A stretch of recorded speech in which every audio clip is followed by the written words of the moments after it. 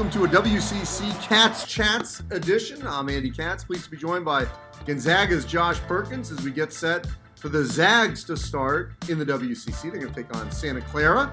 And this is always an interesting time of the year for Gonzaga, Josh, because you guys have gone through a gauntlet training. And usually in late December, you play some sort of guarantee games and then get set for the WCC. So tell me the mindset with the Zags right now as you get ready into the conference, where, as always, the target is right on your back.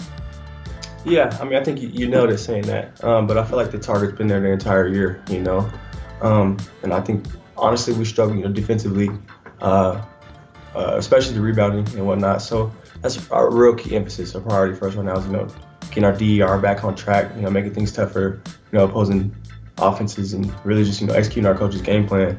Because when we do that, usually, we win. All right, so there should be good news on the horizon. There's a chance that Geno, Crandall, and Killian, Tillie could suit up against Santa Clara to start the WCC. That would be the first time this season that you guys would be whole. What will be the difference if that all happens and you guys are actually completely healthy and you get your full roster on the floor? I think it takes care of everything, in my opinion. Guys can play, their hearts out on defense. You got guys who can come in and give you a blow. Killian's a experienced guy who comes in and helps us defensively and rebounding. And he stretches the floor for us. And Geno is such a tremendous scorer, point guard that he can help me get guys involved. Bring the ball up for me.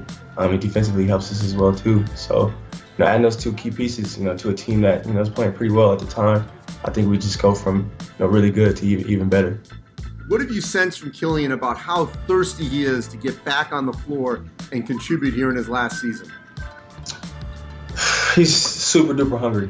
I see the guy in the weight room 2-3 times a day. I see him getting his jumper right. He's in the gym, all hours of the day that he can, getting it in, trying to get back for us. But as a guy, who's been through some injuries, you get that hunger back when you have to step away from the game without really wanting to.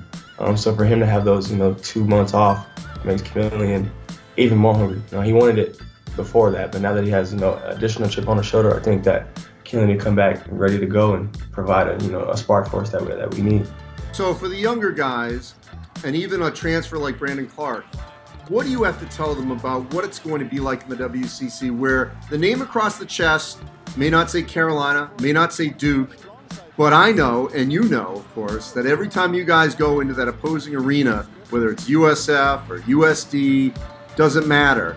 It is their Super Bowl. It is their biggest game. How do you help the younger guys and the newcomers prepare for that? Just exactly what you said at the end. I tell them it's their Super Bowl, it's their championship. There's one game that's circled on their schedule, and it's us.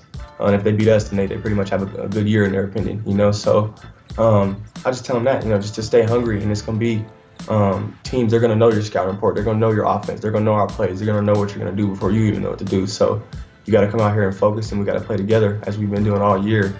And really, from the jump, I think if we jump on teams early, then they know. But if we give them any hope, any chance, then it just feeds in them. They have nothing to lose against us.